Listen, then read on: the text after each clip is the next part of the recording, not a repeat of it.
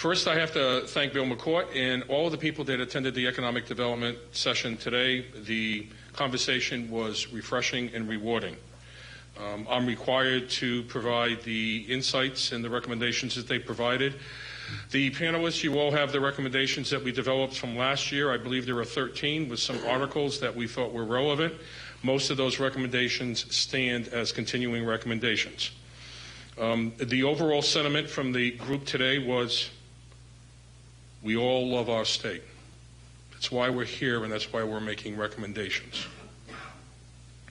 We have some very easy and doable recommendations for the General Assembly and for the elected officers.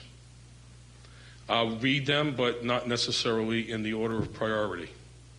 First, there should be an appointment of an independent inspector general who is required and empowered to review all agencies and to instill best practices of all other state, federal guidelines and to be used in the state of Rhode Island.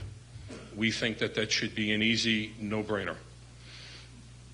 I didn't hear any laughter yet.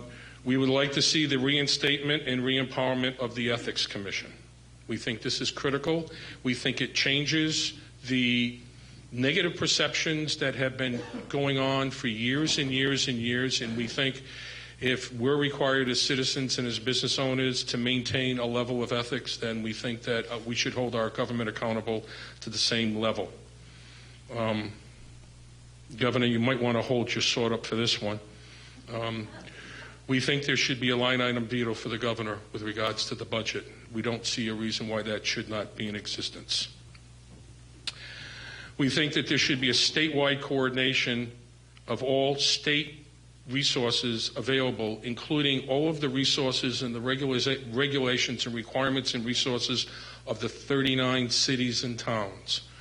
No business person should have to run from one city to another to find out what the differences are. No business owner should have to run from one state agency to another to find out what they are.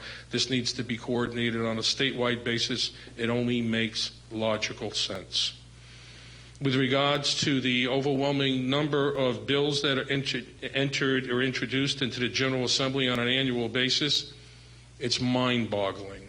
It is almost impossible for anybody to read the 2,000 plus bills and have any level of impact or insight or comment.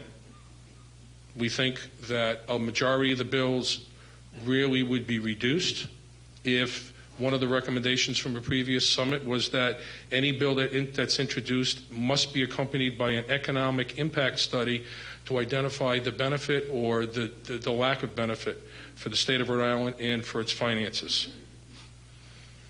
Finally, and Kat mentioned the letter of good standing, and I recently went through this process between the Division of Taxation and the Secretary of State's office.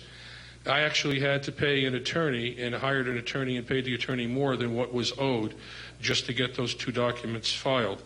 So we think that in terms of accountability and transparency, state agencies should be required to request that anybody that deals with them have the opportunity to participate in a survey monkey to rate the performance of the agency that they just dealt with, and this should be made public and it should be transparent.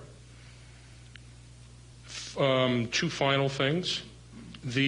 In terms of holding everybody accountable, the group agreed today that participated in economic development that they want to be held accountable for their recommendations and their comments to the general offices and the General Assembly.